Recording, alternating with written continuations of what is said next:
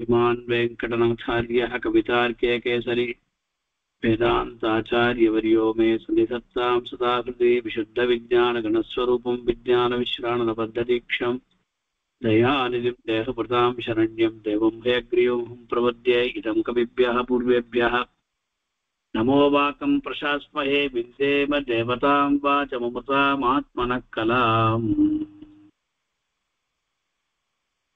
ரகுவம்சத்துல இரண்டாவது சர்க்கத்தை நாம் பார்த்துட்டு இருக்கோம். இரண்டாவது சர்க்கத்துல முக்கியமாக திலீபனுடைய அந்த கோசேவையை பத்தி நாம் அனுபவிச்சுட்டு இருக்கோம். அந்த ரீதியில திலீபன் அந்த சுதக்ஷணையோட அந்த பசு காட்டுக்கு அழிச்சின் போய் முதல்ல சுதக்ஷணை நன்றாக பூஜித்தாள். அதன் பிறகு திலீபன் அழிச்சின் போனார். அங்க பலவிதமான சேவை பண்றார். அதற்கு பிறகு சாயங்காலம் அங்கேருந்து கிளம்புறார். கிளம்பி வருகின்ற அந்த அழகை காளிதாசன் வர்ணிக்கிறார். புரஸ்கிருதா வர்ப்பணி பார்த்திவேன பிரத்யுத்கதா பார்த்திவ தர்மபத்னியா ததந்தரே சா விரராஜதேனு ஜனக்ஷபா மத்தியகதேவ சந்தியா அப்படின்னு சொல்றார். அதாவது அங்கேருந்து கிளம்பி ஆசிரமத்துக்கு வருகின்ற அந்த சந்தர்ப்பத்தை வர்த்மா அப்படின்னா மார்க்கத்துக்கு பேரு, வர்த்மனி அப்படின்னா சப்தமி விபக்தியில வழியில், பார்த்திவேன புரஸ்கிருதா, பார்த்திவகன ராஜா, அரசனால் புரஸ்கிருதா அப்படின்னா அதாவது முன்ன போயிட்டு இருக்கு, திலீபன் பின்னால வந்துட்டு இருக்கான். ஆக புறத்தகா அப்படின்னா அதாவது முன்ன போயிட்டே இருக்கு. அதனால முன்னிடப்பட்டதாயும் பார்த்திவ தர்மபத்னியா பிரத்யுத்கதா, பார்த்திவனுடைய அரசனுடைய திலீபனுடைய தர்மபத்னியினால் பிரத்யுத்கதா, பிரதி உத்கதா, பிரத்யுத்கதான்னா அவ எதிர்கொண்டு அழைக்கிறா. திலீபன் பின்னால வந்துட்டு இருக்கான், ரட்சணையா வந்துட்டு இருக்கான். நடுவுல அந்த நந்தினி தேவன் இருக்கின்றது. நந்தினி தேவனுக்கு முன்பாக, ஆசிரமத்துக்கு முன்பாக சுதக்ஷணையானவள் சித்தமா இருக்கா. பிரத்யுத்கதா எதிர்கொள்ளப்பட்டதாயும் இருந்த சாதேனு அந்த பசுவானது ததந்தரே, அந்தரம்னா நடுவில், ததந்தரேன்னா தயோகோ அந்தரே ததந்தரே, தயோகோ அப்படின்றது திவச்சனம், தயோகோன்னா கயோகோ அப்படின்னா திலீப சுதக்ஷிணையோகோ மத்தியே, அவர்கள் இருவர் நடுவில், அவ்விருவர் நடுவில் தின ஷபா, தினம் அண்ணா பகல், ஷபான்னா ராத்திரி, மத்தியகதா அதாவது பகல் ராத்திரி நடுவில் உள்ள சந்தேவ விரராஜ, அந்தி போல் அந்த நந்தினி தேனு விரராஜ விளங்கிற்று அப்படின்னு சொல்லி இந்த ஸ்லோகத்தினுடைய பிரதிபதார்த்தம் ரொம்ப அழகா வர்ணிக்கிறார் காளிதாசன். இப்போ சாயங்காலம் ஆயிடுச்சு. சாயங்காலம் ஆன பிற்பாடு அங்கேருந்து சஞ்சார பூத்தானி திகந்தராணி கிருத்வாதினாந்தே நிலையாய கந்தும் அப்படின்னு சொல்லி ரொம்ப நன்னா வர்ணிக்கிறார். அந்த சஞ்சார பூத்தானி திகந்தராணின்னு சொல்லச்சே எல்லாரையுமே அங்க விசேஷமாக அதாவது பவித்திரம் பண்ணி அதன் பிறகு இங்க வந்துட்டு இருக்கு. அந்த பசுவும் திலீபனும் கொஞ்சம் அருகில் வந்தவுடன் சுதக்ஷனை எதிர்கொண்டு வரா. இது எப்படி இருக்குன்னா சாயங்காலம் சன் செட் அப்படின்னு சொல்றோம் இல்லையா, சந்தியா, சன்செட் எப்படி எவ்வளவு அழகா இருக்குமோ அந்த மாதிரி நந்தினி தேனு இருந்தது அப்படின்னு சொல்ற. அந்த அந்தி அப்படின்னு சொன்ன உடனேயே பகவானுடைய ஒரு உருவம் தான் அப்படின்னு நமக்கு சாஸ்திரம் கூறுகின்றது. சந்தியா வந்தனம் சொல்றோம். அது மாதிரி சந்தியா வந்தனம் என்பது அந்த அந்தியை மூர்த்தியாக உடைய பகவானுடைய வந்தனம் அப்படின்னு சொல்லி பெரியோர்கள் சொல்லுவார்கள். அப்பேற்பட்ட அந்த பசுவினிடத்தில் அப்போது பக்தி ரொம்ப அதிகமாய் இங்க வந்து ரொம்ப ஆச்சரியமாக அவள் வந்து எதிர்கொண்டு அழைக்கிறார். மகாராஜா, மகாராணி. இப்படி இந்த மாதிரியாக நந்தினி தேனுவை உபச்சாரம் பண்ணி, அந்த நந்தினி தேனுவானது எவ்வளோ ஒரு சந்தோஷத்துடன் இவர்களுடைய உபச்சாரத்தை ஏற்றுக்கொண்டு அவ்வளோ மகிழ்ந்து இருப்பதாக இந்த ஸ்லோகத்துடைய தாற்பயம். இதுல முக்கியமாக காளிதாசன் ஒரு உபமா, தினக்ஷபா மத்தியகதேவ சந்தியா, எவ்வளவு சக்கச்சவேன்னு அந்த சமயத்துல இருக்குமோ, சன்ரைஸ் சன்செட்டு, அந்த மாதிரி சாயங்கால அந்த வேளையில அந்த சன்ரைஸ் பார்த்தா எவ்வளவு நமக்கு கண்ணுக்கு இனிதாக இருக்குமோ, அந்த மாதிரி ஒரு பக்கம் எதிர, அதான் நந்தினி தேனுவை எதிர சுதக்ஷிணையும், பின்னால திலீபனம் இருக்கும் பொழுது மத்தியத்துல நந்தினி தேனு, அது வந்து காலை, அது மாதிரி ராத்திரி நடுவுல இருக்கிற அந்தி போல அது வந்து பிரகாசமாக இருந்தது அப்படின்னு இந்த ஸ்லோகத்துடைய தாற்பயம். அதற்கு பிறகு நாம் வந்து லோகத்துல பார்த்துட்டு இருக்கோம், எங்கன்னா பசுவானது தம்பட்டா பிரதட்சணம் பண்ணணும் அப்படின்னு சொல்லுவார். இந்த பசுவுக்கு பிரதட்சணம் பண்றதுல எவ்வளவோ ஒரு லாபங்கள்லாம் இருக்கின்றது, புண்ணியமும் இருக்கின்றது. ஆக பிரதட்சிணீகத்ய பஜஸ்வினீந்தாம் சுதட்சிணா சாட்சத பாத்திரஹஸ்தா பிரணம்ய சானச்ச விஷாலமஸ்யாஹ ஸ்ருங்காந்தரம் துவாரமிவார்த்த சித்தே. எப்பொழுதுமே ஆத்துல ஒரு சந்தன கிண்ணி இருக்கணும், அக்ஷத பாத்திரம் இருக்கணும். அக்ஷதையும் சந்தனமும் எப்பொழுதுமே இருக்கும். நாம் வந்து எந்த சுபகாரியம் பண்ணாலும் முதல்ல வாத்தியார் சொல்றதோ, சுவாமி அக்ஷத கிண்ணி எங்க, சந்தன கிண்ணி எங்க, இதான் கேட்போம். அது ரொம்ப மங்கள திரவியங்கள், அது இல்லாம எந்த காரியமும் நடக்கவே நடக்கக்கூடாது. அந்த மாதிரி இந்த சுதட்சிணையானவள் தன் கையில சந்தனம் அக்ஷத பாத்திரையும் அங்க எடுத்துட்டு வராளாம். ஏன்னா சாயங்காலம் வருது, வந்தவொடனே ரொம்ப களைப்போட இருக்கும், அதுக்கு நல்லா மறுபடியும் இந்த மஞ்சள்லாம் பூசிட்டு இந்த அக்ஷதை இருக்கு, அந்த அக்ஷதையை கொஞ்சம் அங்க வந்து வைப்பாளாம். நம்ம கிரகப்பிரவேசங்கள்லாம் பண்ணும்பொழுது ஒரு அக்ஷதையும் அது உள்ள வைப்பா. அந்த மாதிரி இங்க சாட்சத பாத்திரஹஸ்தா அப்படின்னு காளிதாசன் சொல்ற. அக்ஷத பாத்திரஹஸ்தா, சாட்சத பாத்திரஹஸ்தா அப்படின்னா கையில அக்ஷத பாத்திரம், ரொம்ப சுகம், அக்ஷத பாத்திரம் வைத்திருந்த சுதட்சிணா பயஸ்வினி. பயஹா அப்படின்னா பாலுக்கு பேர், பயஸ் சப்தத்துக்கு நீர் அப்படியே ஒரு அர்த்தம், பால் அப்படியே ஒரு அர்த்தம். ஆக பயஸ்வினியம்னா சிறந்த அந்த பால் உள்ள தாம் அந்த நந்தினி தேனுவை பிரதட்சிணி கிருத்திய, அதான் பிரதட்சிணம் செய்து பிரணம்யச்ச, இது ரெண்டுமே நமக்கு ரொம்ப முக்கியம். பிரதட்சிண பிரணாமாச்ச யுக்மானேவ சமாச்சரே சாஸ்திரம்.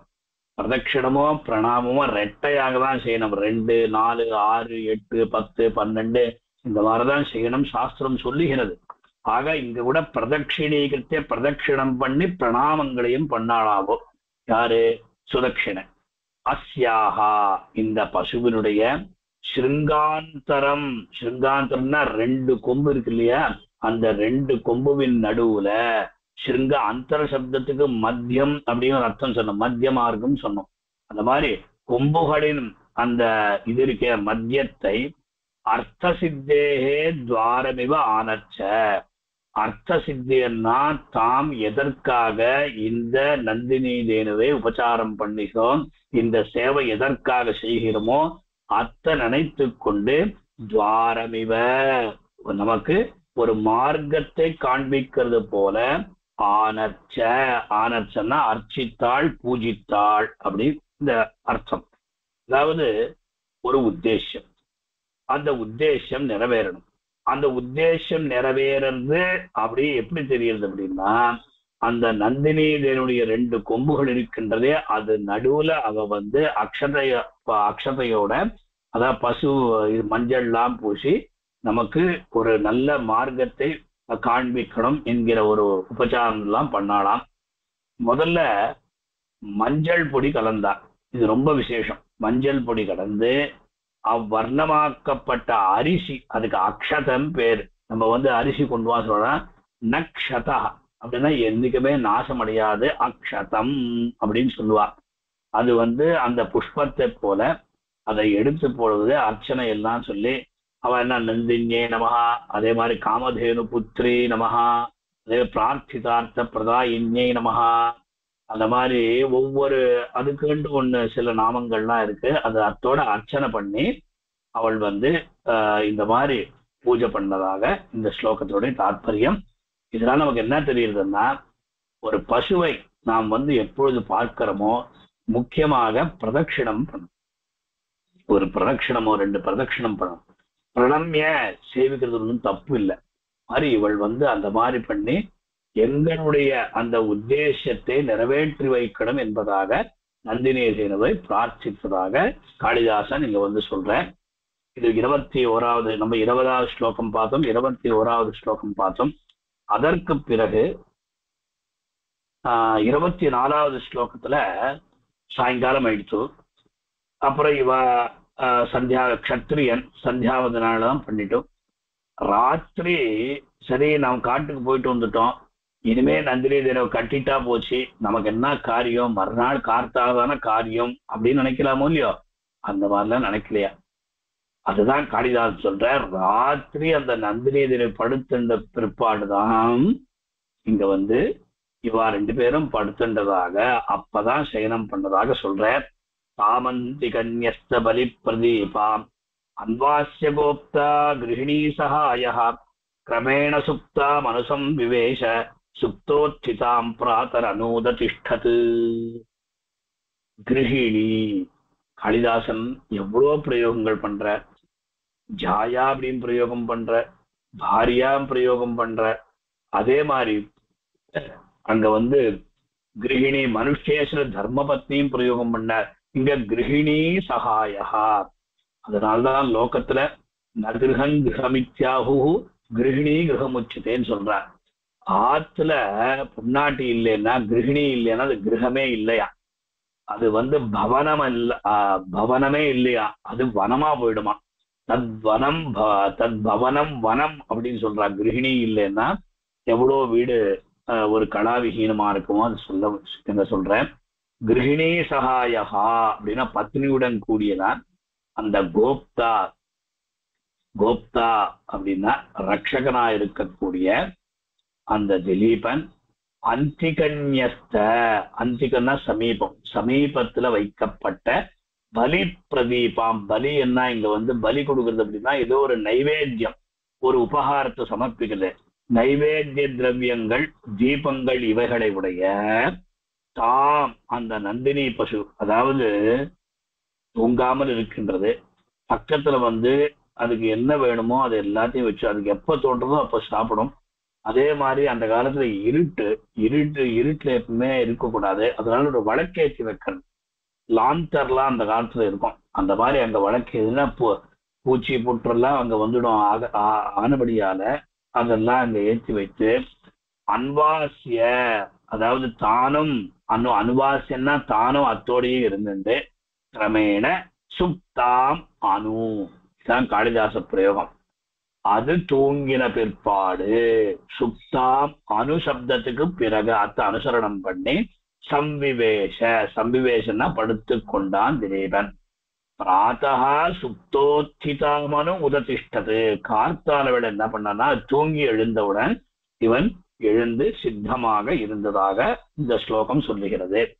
ஆக இங்க என்ன விசேஷம் அப்படின்னா, ஒரு உபச்சாரத்திற்காக இந்த காலத்துல என்ன பண்றான்னா, அந்த காலத்துல இல்ல, அதாவது படுக்கையில படுத்திருந்த பிற்பாடு விழுப்பு, அந்த விழுப்போன தீர்த்தங்கள்லாம் சாப்பிடக்கூடாது.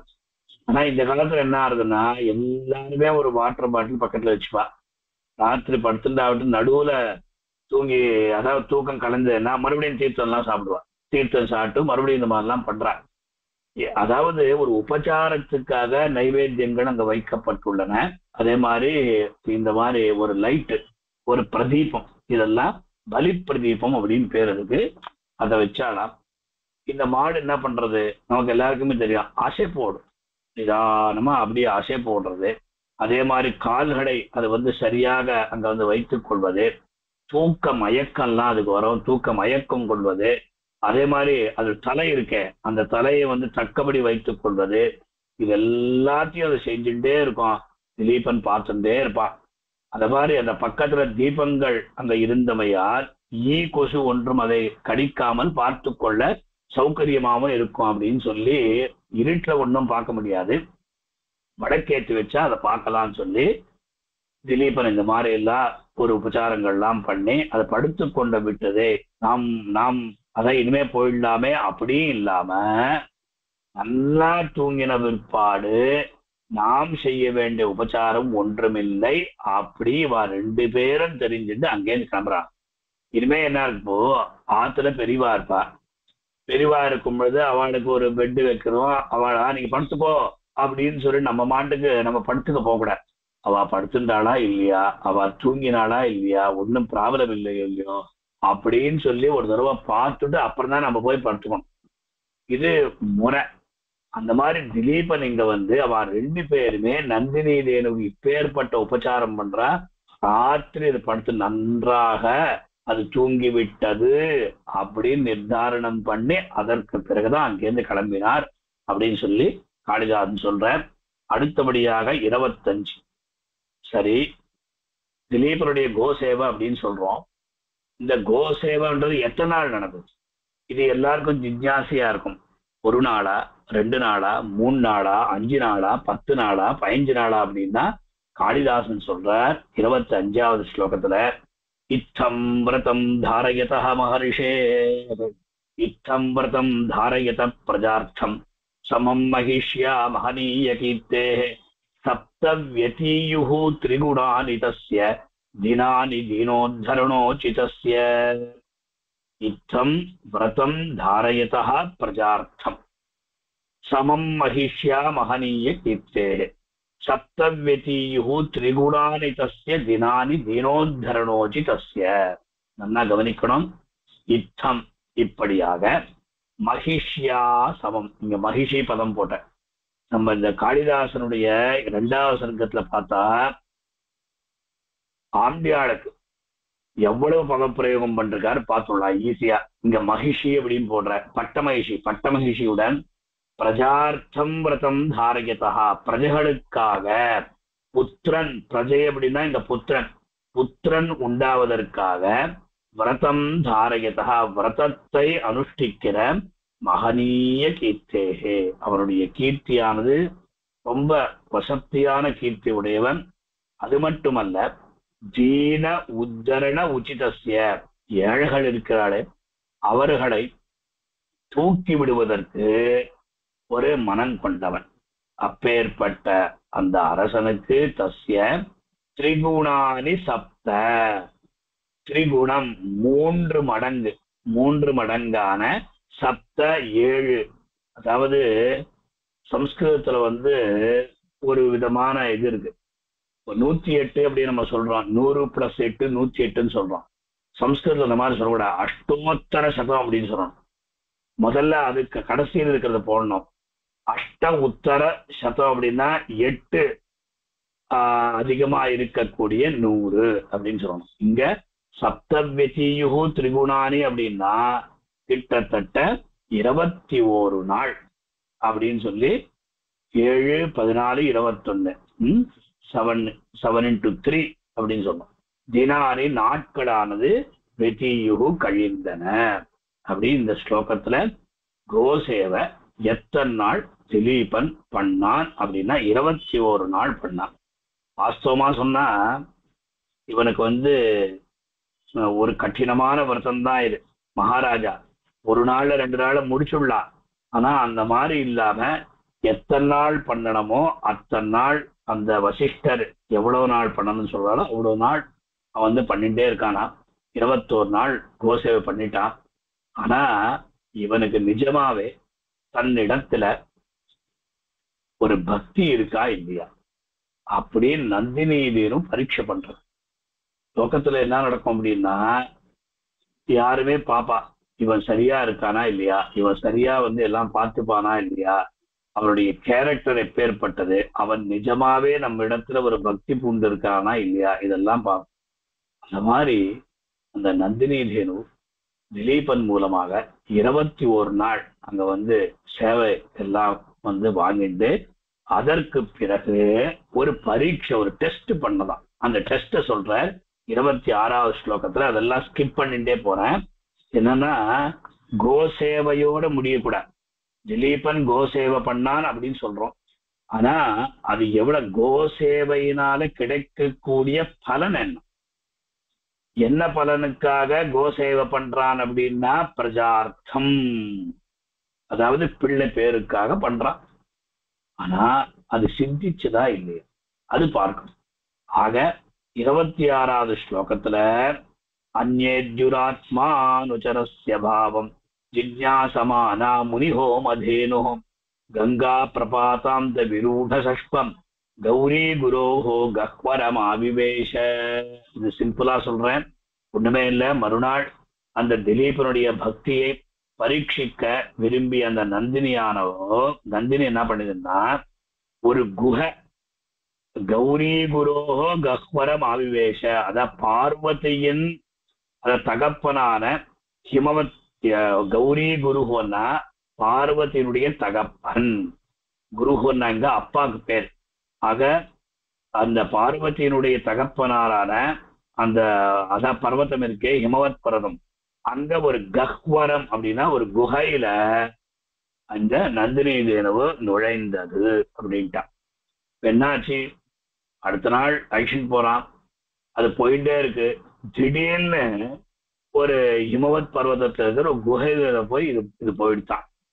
இப்ப திலீபனுக்கு தெரியுமா தெரியாதா அப்படின்னா அதுக்கு சொல்ற 27வது ஸ்லோகத்துல சாதுஷ்பிரதர்ஷா மனசாபி ஹிம்ஸ்ரைஹி இச்சத்ரி சோபாகிரஹிதேக்ஷணேன அலட்சிதாபியுத்பதனோ நிருபேன பிரசஹ்ய சிம்ஹா கில தாம் சகர்ஷ. எல்லாம் பரீட்சை. சரி, குகை அப்படின்னாலே புலி சிங்கங்கள்லாம் இருக்கும். இந்த குகையில நுழைந்த உடனேயே ஒரு சிங்கமானது அத இழுத்து பிடித்து கொண்டது. சக்கரிஷ சிம்ஹா, ஒரு சிங்கம் தாம் அந்த நந்தினியை பிரசஹ்ய பலாத்காரமாய் சக்கரிஷ, இது இழுத்துதான், அந்த மாதிரி பலாத்காரம் பண்ணி இது பண்ணதான். இப்போ இதுல என்ன சொல்லணும், அந்த குகையில போன உடனேயே ஒரு சிங்கம் அந்த நந்தினி தேனு மேல பாய்ந்து அதை பிடித்து கொண்டது. இது கான்டெக்ஸ்ட்.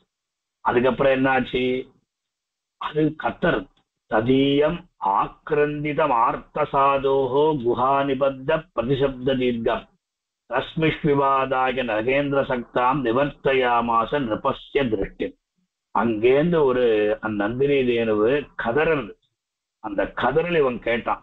நமக்கு சின்ன சந்தேகம் வரும், ஏண்டாப்பா இவன் அவ்வளோ பின்னாலேயே போயிட்டு இருக்கான், திடீர்னு அந்த நந்தினி தேர்வு எப்படி உள்ள நுழைஞ்சது, இவன் கண்களுக்கு புலப்படவில்லையா அப்படின்னு சொல்லி நமக்கு ஒரு சந்தேகம் ஏற்படுறது. ஆனா இதெல்லாம் பரீட்சை, நம் கையில இல்லை. பரீட்சை பண்ணும்போது தெரியாம தான் பரீட்சை பண்ணுவார். அதனால இவன் ஒரு இடத்துல போயிட்டே இருக்கான், வந்துட்டே இருக்கான். அதை பார்த்த உடனே அவனுக்கு கூட ஒரு மாதிரி ஏதோ ஒரு சப்தம் கேட்ட உடனேயே அந்த தனுர்தரனா இருக்கக்கூடிய அவனுக்கு பயம் இல்லை, திலீபனுக்கு யாருக்கிட்டேயும் பயம் இல்லை. எதற்காக தனுர்தரனா இருக்கிறான் அப்படின்னா இந்த நந்தினி தேனுவை காப்பாற்றுவதற்காக தான் அவன் அந்த மாதிரி இருக்கு. அது முக்கியமான விஷயம். அதுக்கப்புறம் என்னாச்சு, தனுர்தரா 29வது ஸ்லோகம் பாருங்க. ச பாட்டலாயாம் கவிதஸ்திவாம்சம் தனுர்தரா கேசரினம் ததர்ஷ. எப்படி எவ்வளவு அழகா சொல்றார் காளிதாசன். ஒரு சிவந்த பசு, அந்த பசுவின் மேல ஒரு சிங்கம் கேசரினம் ததர்ஷ. கேசரின்னா சிங்கத்துக்கு பேரு. அதை பார்த்த உடனே திலீபனுக்கு என்ன பண்றதுன்னு தெரியல. ததோ மிருகேந்திரகாமி வதாய வத்யஸ்ய சரம் சரண்யா ஜாதாபிஷங்கோ நிருபதிர்நிஷங்காத் உத்தத்துமைச்சது பிரசபோத்ருதாரி. அதை பார்த்த உடனே திலீபனுக்கு கோபம் அவன் தனுர்தாரியா இருக்கான். அவன் என்ன பண்ணான் அப்படின்னா திடீர்னு, அதாவது தங்கிட்ட இருக்கிற அந்த நிஷங்கம், அது நிஷங்கம் அப்படின்னா பின்னால வைத்து கொள்ள அந்த பானங்கள்லாம் இருக்கு, அதுலேருந்து அந்த அம்பை உத்தர்த்தம் எடுக்க விரும்பினான். பின்னால்தான் இருக்கும், அதுக்கு தூணீரம் இதெல்லாம் பேரெல்லாம் சொல்லுவார். சிங்கத்தினுடைய மிருகேந்திரஸ்ய வதாய, சிம்மத்தின் வதத்திற்காக அவன் வந்து அந்த அத தூணி அப்படின்னு சொல்றோம் இல்லையா, அங்கேருந்து ஒரு அம்பை எடுப்பதற்காக அவன் வந்து கைவிட்டான். விட்ட உடனே என்னாச்சு திருமொழியோ, அவ்வளவுதான் ஸ்தகனம். அப்படியே அவனால வாமேதரஸ்தஸ்ய கரப்பிரகர்த்து அப்படின்னு சொல்லி இங்க காளிதாசன் என்ன பண்றான், அவனால ஒன்றும் பண்ண முடியல. அப்படியே ஸ்தப்தனா போயிட்டான். சப்தனா போயிட்டு கை வரவே வரல, பின்னால கை வச்சா. அப்புறம் பாகு பிரதிஷ்டம்பம் அப்படின்னு சொல்லி 32வது ஸ்லோகத்துல சொல்றார், எப்படி ஒரு பாம்பானது கருட மந்திரத்தினால ஆடாம அசையாம அப்படியே இருக்குமோ அந்த மாதிரி திலீபனுடைய புஜமானது கையானது அப்படியே இருந்துட்டு அப்படின்னு சொல்ற. அதுக்கப்புறம் இது பார்த்த உடனே சிங்கம் பேசலாம். எங்கேயாவது சிங்கம் பேசுமா? அதுதான் 34வது ஸ்லோகத்துல அலம் மஹீபால தபஸ்ரமேண பிரயுக்தமப்பியஸ்திரமிதோ விருதா ஸ்யாத் ந பாதபோன்மூரண சக்திரம் சிலோச்சயே மூர்ச்சதி மாருதஸ்ய. மஹீபால அப்படின்ற, அதாவது மஹின்னா பூமிக்கு பேரு. இந்த பூமியும் பாலயதீதி பூமி பாலகா. ஹே மஹீபால அரசனே, தவஸ்ரமேண அலம், நீ எவ்வளவு கஷ்டப்பட்டாலும் ஒண்ணும் பண்ண முடியாது. இது என்னடா இது, மனுஷன் பேசுறா போல சிங்கம் பேசுமா அப்படின்றா, நமக்கு புரியாத ஏதோ ஒரு விசேஷம் நடக்கிறதே அப்படின்னு சொல்ற. அதனால 33வது ஸ்லோகத்துல விஸ்மாபயன்னு விஸ்மிதம் ஆத்மவிருத்தோ, எல்லாருக்குமே ஆச்சரியத்தை கொடுக்கறதா ஒரு சிங்கம் போய் பேசுறது அப்படின்ட்டு. இந்த சிங்கம் சாமான்யமான சிங்கம் இல்ல, அது தன்னை பத்தி சொல்லிக்கிறது, நான் யாருன்னு சொல்றதா.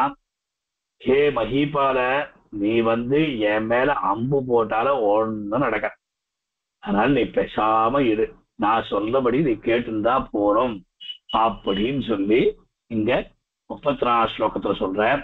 அதுக்கப்புறம் 35வது ஸ்லோகத்துல சிம்மம் இன்ட்ரடியூஸ் பண்ணிக்கிறது, நான் யார் அப்படின்னு சொல்றது. கைலாச கௌரம் ரிஷபாருருக்ஷோஹோ பாதாத்பணானுகிரக பூதபிருஷ்டம் அவேஹிமாம் கிங்கரம் அஷ்டமூர்த்தேஹே கும்போதரம் நாம நிகும்பமித்ரம். நான் யார் அப்படின்னா, கைலாச கௌரம் விருஷம், அதாவது கைலாச பர்வதம் போல வெளுப்பான, அதாவது நந்தினியின் மேல் ஆருருக்ஷோஹோ, கைலாச பர்வதம் ரொம்ப வெளுப்பா இருக்கும் இல்லையா, அந்த மாதிரி நந்தினி தினம் அவ்வளோ வெள்ளவிடையன்னு இருக்கான், அது மேல நான் வந்து உட்காண்டிருக்கேன். பாதார்ப்பணானுகிரக, கால வைப்பதா இருக்கக்கூடிய சிவபெருமானுடைய பரிசுத்தமான முதுகை உடைய நிகும்பமித்ரம், நிகும்பன் அப்படின்னு ஒரு தோழன், அவனுடைய கும்போதரம் நாம அஷ்டமூர்த்தேகே கிங்கரம் மாம. ஒன்றும் தேவையில்லை, சிவனுக்கு 8 மூர்த்திகள் உண்டு. அதான் காளிதாசன் சாக்குந்தரத்துல ரொம்ப அழகா சொல்ற மங்கள ஸ்லோகத்துல. அந்த மங்கள ஸ்லோகத்துல சொல்லும் பொழுது சிவபெருமானுடைய வைபவத்தையும் சொல்லி அங்க விசேஷமாக அஷ்டமூர்த்தி சிவஹா அப்படின்னு சொல்லி தாபிர் அஷ்டாபிர் ஈஷஹா அப்படின்னு சொல்றாரு காளிதாசன். அந்த மாதிரி நான் யாரு அப்படின்னா, இந்த சிங்கம் யார் அப்படின்னா இந்த கும்போதரஹா அப்படி அதுக்கு பேரா.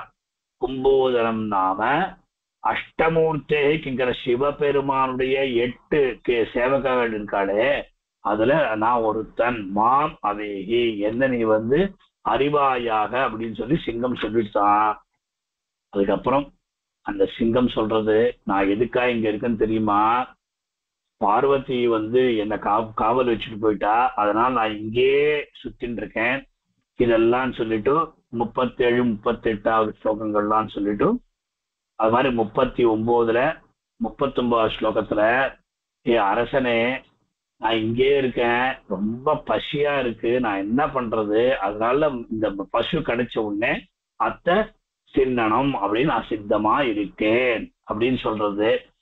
40வது ஸ்லோகத்துல சத்துவம் நிவர்த்தஸ்வ விஹாய லஜ்ஜாம் குரோர் பவானு தரிசித சிஷ்ய பக்தி சஸ்திரேன ரக்ஷம் யதசக்கிய ரக்ஷம் நதத்யசா சஸ்திரபுதாங் க்ஷணோதி.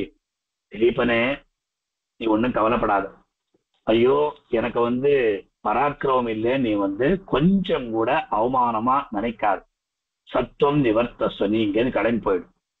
நீ ரொம்ப லஜ்ஜா அப்படின்னா வெட்கம், ஐயோ என்னால ஒண்ணும் பண்ண முடியலையே, மகா பராக்கிரமசாலின்னு சொல்லுவாளே லோகத்துல, நான் காப்பாற்ற முடியாத போயிட்டேனே அப்படின்னு யூ டோன்ட் வரி, நீ கடன் போயிடு.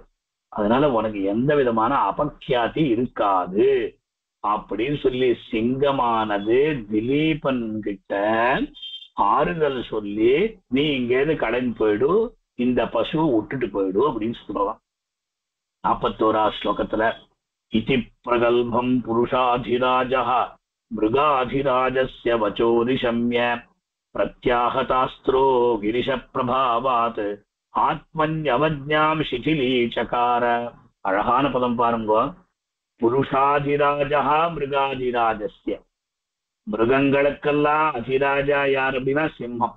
மிருகாதிராஜஸ்ய வச்சா, அந்த சிம்மத்தினுடைய வாக்கியத்தை புருஷாதிராஜா நிசம்ய, புருஷர்களுக்கு ராஜாவா இருக்கக்கூடிய திலீபன் கேட்டுட்டு கிரிஷ பிரபாவாத்து, அதாவது இதெல்லாம் ஈஸ்வருடைய பிரபாவத்தினால் நடந்தது.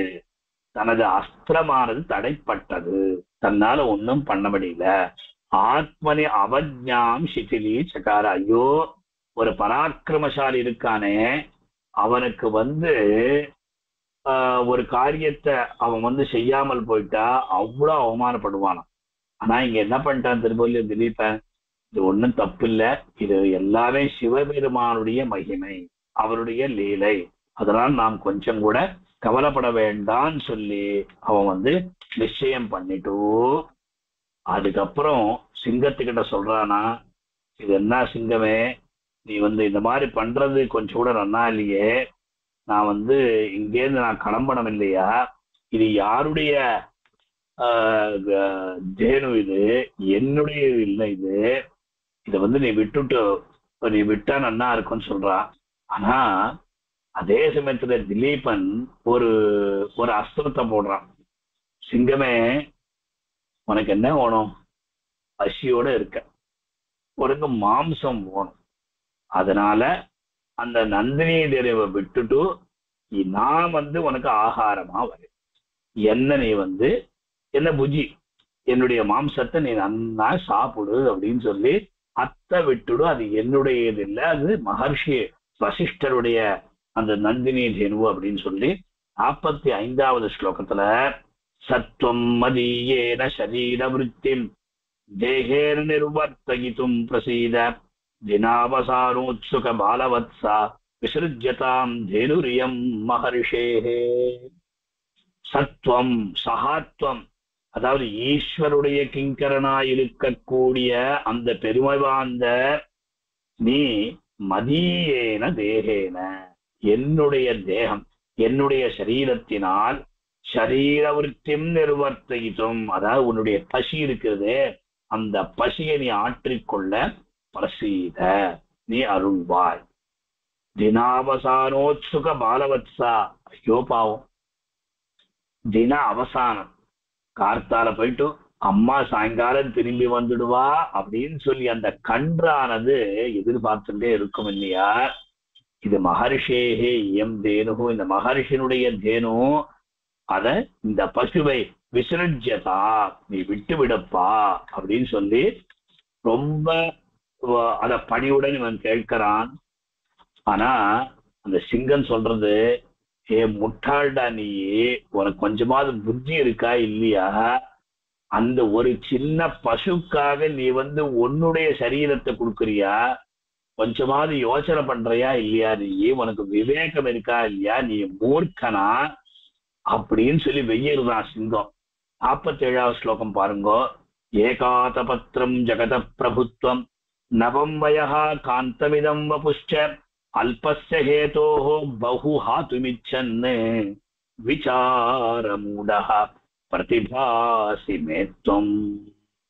எவ்வளவு அழகா காளிதாசன், ஏகாதபத்திரம் ஜெகத பிரபுத்வம், ஆத்தபத்திரம் அப்படின்னா கொடைக்கு பேர், ரொம்ப அழகா சம்ஸ்கிருதத்துல நம்ம அம்பரல்லான்னு சொல்றோம், என்ன விற்பத்தின்னு தெரியாது, குடை அப்படின்னு சொல்றோம் இதுல, அதனால சத்திரம் அப்படின்னு ஒரு பேர் உண்டு கொடைக்கு. ஆனா ஆதபத்திரம் ஒரு பதம், வருஷத்திரம் இன்னொரு பதம். அதான் கொடையானது வெயிலேருந்தும் காப்பாத்துறது, மழையிலேருந்தும் காப்பாத்து. அதனால ஆதபாத்து திராயத்தை இது ஆதபத்திரம். ஆதபா அப்படின்னா வெயில். அதனால ஆதபாத்து திராயத்தை வெயில்ல இருந்து காப்பாத்துறது, அதனால அதுக்கு கொடைன்னு பேரு. வருஷத்திரம் அப்படின்னா வருஷாத்து திராயத்தை இது வருஷத்திரம், மழையில இருந்து காப்பாத்துறது. இதுக்குதான் கொடைக்கு ரெண்டு பேர் உண்டு. இந்த ஏகாத பத்திரம்னா எல்லா பூலோகத்துல இருக்கிற எல்லாருமே ஒரு குடையின் கீழ் உலகத்தை எல்லாம் ஆளக்கூடிய அந்த அரசு உரிமை இவனுக்கு தான் இருக்கு. ஏ திலீபனே, ஏகாத்த பத்திரம் ஜெகத பிரபுத்துவம், இந்த ஜெகத்துக்கு எல்லாமே நீதாண்டா ராஜாதி ராஜா. நவம் வயகா, சரி நீ என்ன 60 வயசு 70 வயசு ஆயிடுதான் உனக்கு, ஒரு 20-25 வயசு தான் ஆறுது. நவம் வயகா, இளம் வயது. உன்னுடைய சரீரத்தை பார்த்தா காந்தம் இதம் வபுஷ்ச, எவ்வளவு அழகா இருக்கு உன்னுடைய அழகிய இவ்வுருவம். பகு, இவ்வளவையும் அல்பஸ்ய ஹேதோஹோ, ஒண்ணு ராஜ்யத்தை விட்டுடணும், உன்னுடைய சரீரத்தை விட்டுடுற. இவ்வளவு அழகா இருக்க, நீங்க சுந்தரனா இருக்க, இன்னும் உனக்கு வாழ்வதற்கு எவ்வளவோ காலங்கள்லாம் இருக்கு.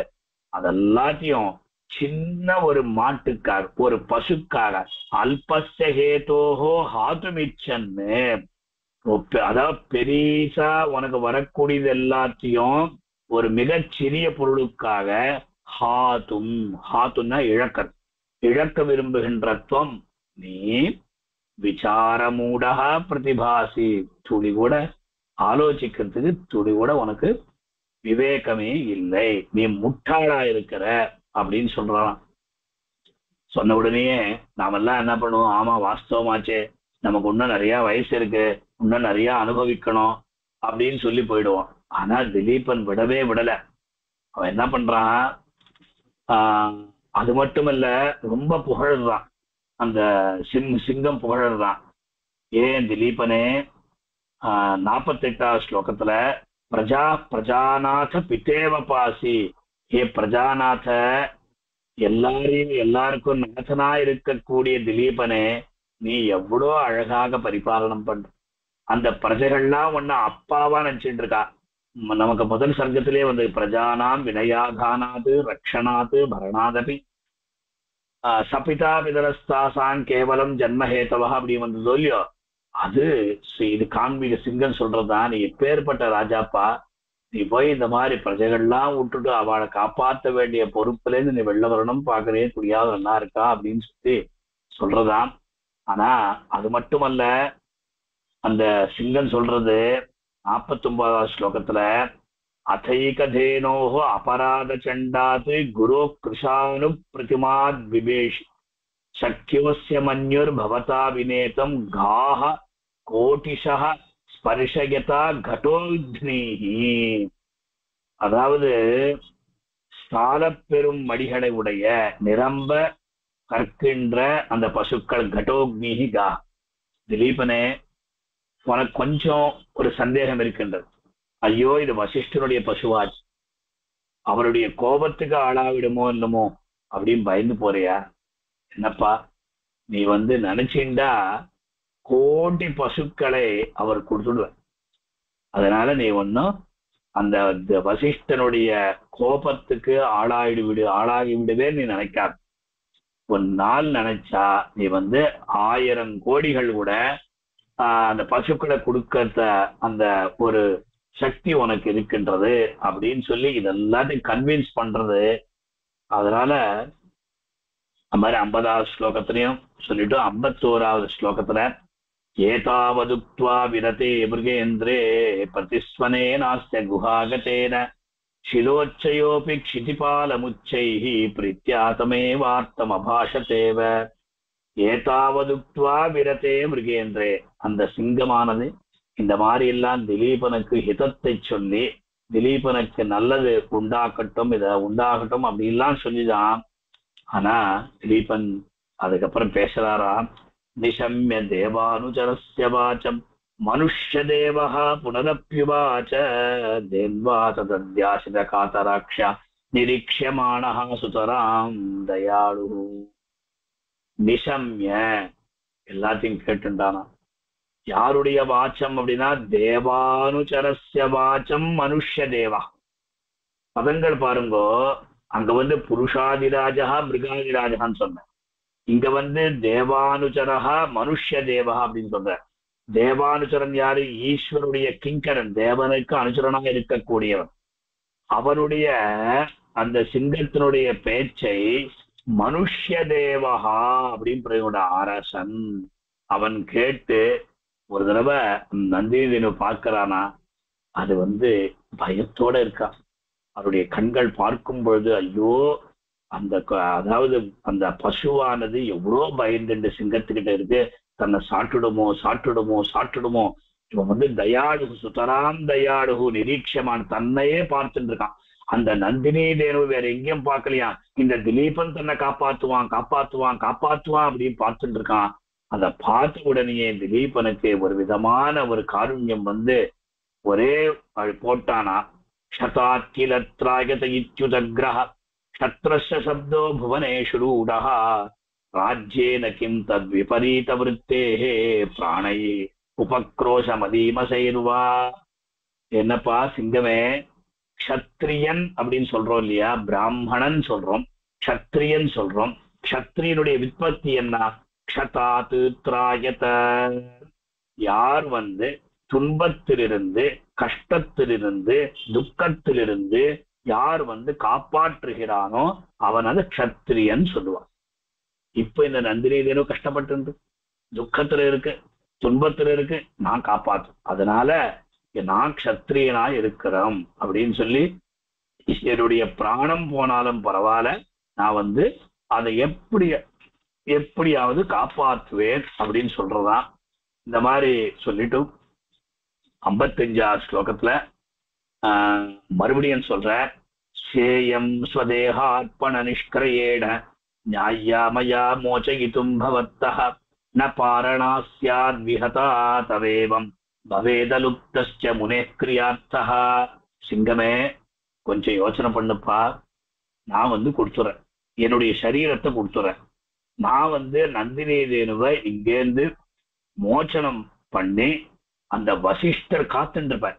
அவர் எதற்காக நந்தினி தேனு வச்சுட்டு இருக்கா அப்படின்னா, ஹோமதேனு, அதான் ஹோமம் பண்ணணும் இல்லையா, அந்த ஹோமத்துக்கு வேண்டிய திரவியங்கள் எல்லாமே இந்த பசுவின் மூலமாக தான் அவர் பெற்றுக் கொண்டிருக்கிறார். ஆக வசிஷ்ட மகனுடைய வேள்வி சடங்கும் லோபிக்காமல் இருக்கும். ஆக ஸ்வதேகார்ப்பண நிஷ்கிரியேன, என் சரீரத்தையே விலையாக அர்ப்பணம் செய்து உன்னுடைய பாரணம்னா உன்னுடைய பாரண சாப்பாடு நான் கொடுத்துடுறேன் அப்படின்னு சொல்றதாம். சொன்ன உடனே அது கேட்குமா? அது கேட்கவே இல்லை. அந்த மாதிரி போயிட்டே இருக்குச்சு. அதுக்கப்புறம் திலீபன் ஒரு சின்ன ட்விஸ்ட் வைக்கிறார். என்ன அப்படின்னா 58 ஸ்லோகம், சம்பந்தமாபாஷண பூர்வமாஹு விருத்தஸ்தனௌ சங்கதயோர்வனாந்தே தத்பூதநாதானுகனார்ஹசித்வம் சம்பந்தினோ மே பிரணயம் விஹந்தும். லோகத்துல 2 பேர் பேசினாலே எல்லாமே சரியாயிடும். பேசாம ஒருத்தருக்கு ஒருத்தர் சண்டை போட்டு இருக்கோம், அந்த சண்டை பெருகின்றே போயிட்டு. அதனால இங்க ஆச்சரியமா சொல்றார், சம்பந்தம் ஆபாஷண பூர்வமாகு, பேச்சு உறவை உண்டாக்கும். சுவாமி இப்படி சொல்றங்களே, பேச்சு தான் எல்லா கெடுதலும், பேசி பேசிதான் எங்களுக்கு சண்டைகள்லாம் வருதுன்னு சொல்றோம். ஆனா நல்ல பேச்சானது அது உறவை உண்டாக்கும் என்பார்கள். சம்பந்தம் ஆபாஷண பூர்வமாகு, அந்த ஆபாஷண பூர்வமா இருந்தாதான் சம்பந்தம் உண்டாருது. ஏ சிங்கமே, வனாந்தே சங்கதையோகோ நவ் சகவிருத்தா, அந்த மாதிரி உறவு உனக்கும் எனக்கும் ஏற்பட்டிருக்கு. ஆக பூதநாதானுக, ஏ ஈஸ்வரனின் சேவகனே, அதாவது உறவினனான நான் கேட்பதை நீ மறுப்பது தகாது. தொம் விஹந்தும் நான், நம்ம 2 பேருக்கு சம்பந்தம் ஏற்பட்டிருக்கும், அதனால நான் சொல்றது நீ கேட்கணும், இது புரிஞ்சுக்கும், நம்ம ஃப்ரெண்ட்ஷிப் ஆனது என்னைக்குமே தொடர்ந்து இருக்கட்டும் அப்படின்னு திலீபன் ஒரு போடு போட்டான். அதுக்கப்புறம் ததேதி காம் முக்தபதே திலீபஹ சத்ய பிரதிஷ்டம்ப விமுக்த பாஹு சந்யஸ்த சஸ்திரோ ஹரயே ஸ்வதேகம் உபானயத் பிண்டம் இவாமிஷஸ்ய. அது சொன்ன உடனே என்ன பண்ணுதுன்னா சிங்கம் இவன் சொல்றது கரெக்ட் தான் அப்படின்ட்டு அந்த பசுவை விட்டுட்டான். விட்ட உடனேயே திலீபன் வந்து தன்னுடைய அதாவது இவன் கூட தன்னுடைய சஸ்திரங்களை கீழே போட்டான். கீழே போட்டு ஹரையே, ஹரிசப்தத்துக்கு பல அர்த்தங்கள் உண்டு சம்ஸ்கிருதத்துல. பெருமாள் ஒரு அர்த்தம், குரங்கு ஒரு அர்த்தம், சிங்கம் அப்படின்னு ஒரு அர்த்தம். அதனால ஹரையே ஸ்வதேகம், தன்னுடைய தேகத்தை உபாயனமாக கொடுக்கறதுக்காக, உபாயனம்னா கொண்டு சேர்த்தான். சரி, அதாவது சிங்கம் கூட கேட்டது. எது கேட்டதுன்னா சம்பந்தம் ஆபாஷண பூர்வம் சொல்லிட்டானே, இனிமே நம்ம வந்து தர்மத்தை தப்பக்கூடாது அப்படின்னு சொல்லி, ஓகே நீ சொல்றது நான் கேட்கிறேன் அப்படின்னு சொல்லி பசுவை விட்ட உடனேயே திலீபன் தன்னுடைய சரீரத்தை கொடுத்தானாம். அதுக்கப்புறம் என்னாச்சு பாருங்க 60வது ஸ்லோகத்துல, தஸ்மின் க்ஷணே பாலயிது பிரஜானாம் உத்பஷ்யதா சிம்ம நிபாதமுக்ரம் அவாங்மகஸ்யோபரி புஷ்பவிருஷ்டி பபாத வித்யாதரஹஸ்தமுக்தா. கண்ணை மூடின்னு இருக்கான், அது பாய போறது. அப்படியே சிங்கம் பாய்ந்தா என்ன ஆகும், ரெடியா காத்துட்டு இருக்கானா. ஆனா ஒரு ஆச்சரியம் நடந்துதான். தஸ்மின் க்ஷணே, அந்த க்ஷணத்துல உக்ரம் சிம்ம நிபாதம் உத்பஷ்யதா, அந்த தன் மீது சிம்மத்தினுடைய உக்ரமான வீழ்ச்சியை எதிர்பார்த்துட்டான். ஆனா இப்ப என்னாச்சு, நிமிர்ந்து நிற்க முடியாது. அதனால காளிதாஸ் என்ன பண்றார், அவான்முகஸ்ய, அவன் கவிழ்ந்து இருந்தான். அதாவது தலகுனிந்து இருந்தா அது எப்ப பாய போறதோ எப்படி கொன்ன போறதோ நமக்கு தெரியாது, நாம் சித்தமா இருக்கணும்னா. அதே சமயத்துல பிரஜானாம் பாலயிதுகு பரிய, அரசன் மேல என்ன சிம்மத்தினுடைய கை விழல, வித்யாதர ஹஸ்தமுக்தா புஷ்பவிருஷ்டி பபாத. அதாவது சில வானில வித்யாதர கன்யகள்லாம் இருப்பா, அந்த வித்யாதருடைய கையினால் செய்யப்பட்ட புஷ்பவிருஷ்டி பூமழையானது பபாத, அது விழுந்தது. எவ்வளவு அழகா சொல்றார் பாருங்க காளிதாசன். அதாவது கடமையை நாம் வந்து உறுதியுடன் செய்தால் தேவர்கள் கூட நம்மள அனுகிரகிப்பா. அதனால்தான் நாம் வந்து தேவ தர்ப்பணம், ரிஷி தர்ப்பணம், பித்ரு தர்ப்பணம் தான் நிச்சயப்படி பண்ணணும். இவன் அரசனா இருக்கணும், நான் இன்னும் அப்படியே இருக்கணும் அப்படியே எதிர்பார்க்கல. தன்னுடைய தேகத்தை வந்து தன்னுடைய சரீரத்தை சிங்கத்துக்கு அர்ப்பணம் பண்றான். ஆனா அதே சமயத்துல ஒரு கோரமான ஒரு சிம்மத்தினுடைய வீழ்ச்சி இருக்கும் பார்த்தான். ஆனா இது கோரம் இல்ல, மிருதுவா இருக்கக்கூடிய மென்மையா இருக்கக்கூடிய அந்த புஷ்ப விருஷ்டியானது அவன் மேல விழுந்தது. அவன் எதிர்பாராமல் இந்த மாதிரிதான் நடந்ததுன்னு சொல்றார். அதுக்கப்புறம் 61வது ஸ்லோகத்துல உத்திஷ்டவத்ஸே உத்திஷ்டவத்ஸ இத்யமிருதாயமானம் வச்சோதி சம்யோச்சிதமுச்சிதः சன்னே ததர்ஷ ராஜா ஜனனீமிவ ஸ்வாம் காம் அக்ரதः பிரஸ்ரவிணீம் ந சிம்ஹம். என்னடா, கவிழ்ந்திருந்தான், தலகுனிந்திருந்தான், புஷ்பவிருஷ்டி விழுந்தது. விழுந்த உடனேயே ஒரு வாக்கு யாரு சொல்றா அப்படின்னா, உத்திஷ்ட வத்ச, வத்ச உத்திஷ்ட, குழந்தாய், ஹே திலீபனே எழுந்திரு அப்படின்ட்டா. இது அமிர்தாயமானம் வச்சகா, அதாவது ரொம்ப ஒரு அமிர்தம் போல அந்த வார்த்தையை கேட்ட உடனே சரி பார்த்தா சிங்கம்தான் பேசுறதாம் பார்த்தான், இல்லையா. ஸ்வாம் ஜனனீமிவ பிரஸ்ரவிணியும் காம், தனது தாய் போன்ற அந்த அந்த அதாவது நந்தினி ரேணுவ பார்த்தான். ந சிம்மம் அப்படின்ட்டார் காளிதாஸ், சிம்மத்தை பார்க்கல, காம் அந்த கோவை பார்த்தா அப்படின்னு.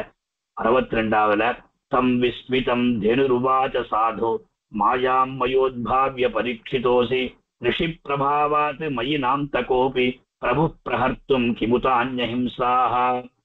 அந்த தேனு சொல்லிதான் பசு, நான் வெறும பரீட்சை பண்ணம்பா, நீ உனக்கு நிஜமாவே என் மேல பக்தி இருக்கா இல்லையா அப்படின்னு சொல்லி, என்ன யாராலையும் ஒண்ணும் செய்ய முடியாது. சிங்கமா யமம் வந்தா கூட என்ன ஒண்ணும் செய்ய முடியாது. காரணம் என்ன தெரியும் இல்லையோ, நான் வசிஷ்டருக்கு சம்பந்தப்பட்ட ஒரு பசு, அவருடைய பிரபாவத்தினால நான் இங்க இருக்கிறேன்.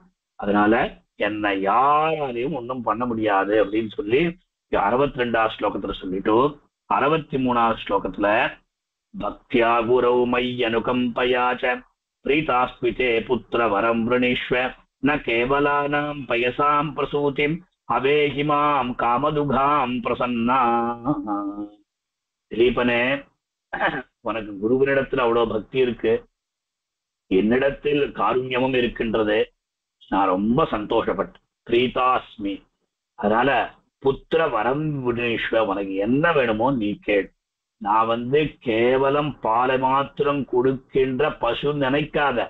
மாம் காமதுகாம், எதை கேட்டாலும் கொடுக்கக்கூடிய ஒரு பசு நான் அப்படின்னு சொல்லி அந்த நந்தினி தேனு சொல்றதான். அதுக்கப்புறம் 64வது ஸ்லோகத்துல ஒன்னும் ததசமானீய சமானிதார்த்தி ஹஸ்தௌ ஸ்வஹஸ்தார்ஜித வீரசப்தா வம்சஸ்ய கர்த்தாரம் அனந்த கீர்த்திம் சுதக்ஷிணாயாம் தனயம் யயாச்சே. அதன் பிறகு மானிதார்த்தி, அதாவது கேட்போர் கேட்டதை எல்லாம் கொடுத்து உபதரித்த ஸ்வஹஸ்தார்ஜித வீரசப்தா, இவன் எப்பேற்பட்டவன்னா யார் எதை கேட்டாலும் கொடுப்பான் திலீபன். அதுதான் காளிதாசன் ஸ்வஹஸ்தார்ஜித வீரசப்தா, வீரன் என்று புகழ்பெற்ற அந்த வரசன்.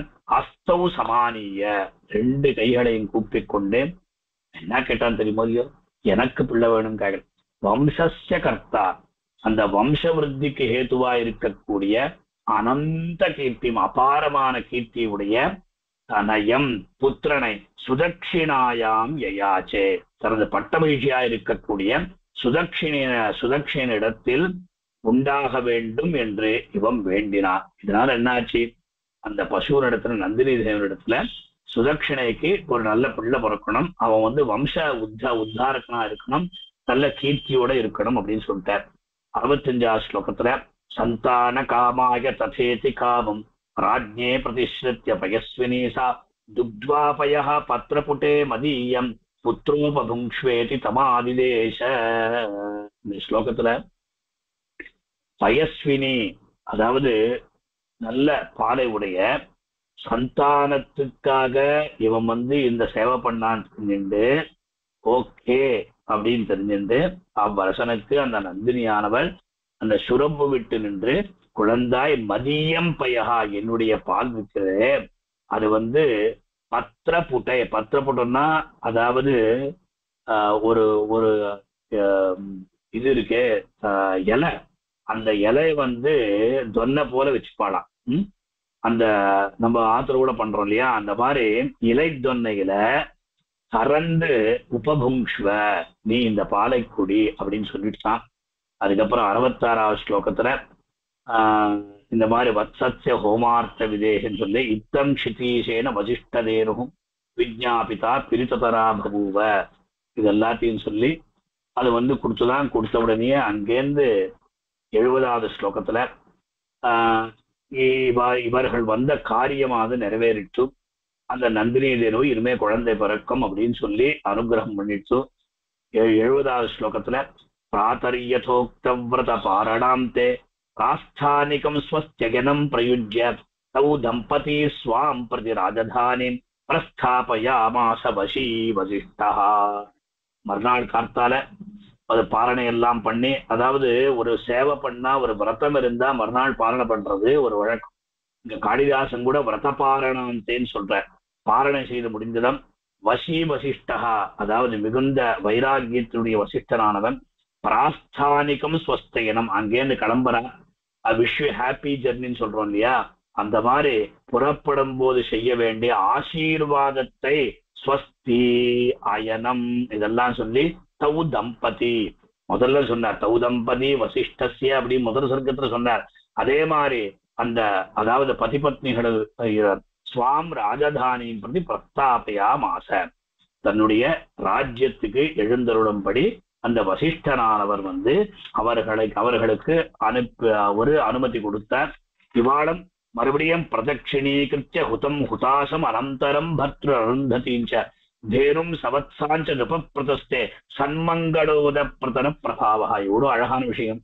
அங்கேருந்து கிளம்பச்சே பிரதட்சிணீகிருத்திய ஹுதம், அதாவது அக்னி தேவனை பிரதட்சிணம் பண்றா, அருந்ததியை பிரதட்சிணம் பண்றா, வசிஷ்டரை பிரதட்சிணம் பண்றா, நந்தினி தேனுவோட இருக்கக்கூடிய அந்த குழந்தை அத்தோட கூட பிரதட்சிணம் பண்றா. எவ்வளவு பிரதட்சிணம் எல்லாம் பண்ணி அங்கேருந்து அவர்கள் கிளம்பினார்கள் அப்படின்னு சொல்லி இந்த விஷயத்தை முடிக்கிறார். 75ஆம் ஸ்லோகத்துல அத்தனயன சமுத்தம் ஜோதிரத்ரேரிவத்யௌஹு சுரசரிசிவதேஜோ வன்னிநிஷ்டியூதமைஷம் நரபதி குலபூத்தே கர்ப்பமாதத்வராஜ்ஞி குருவிரவிர்விஷ்டம் லோகபாலானுபாவைஹி.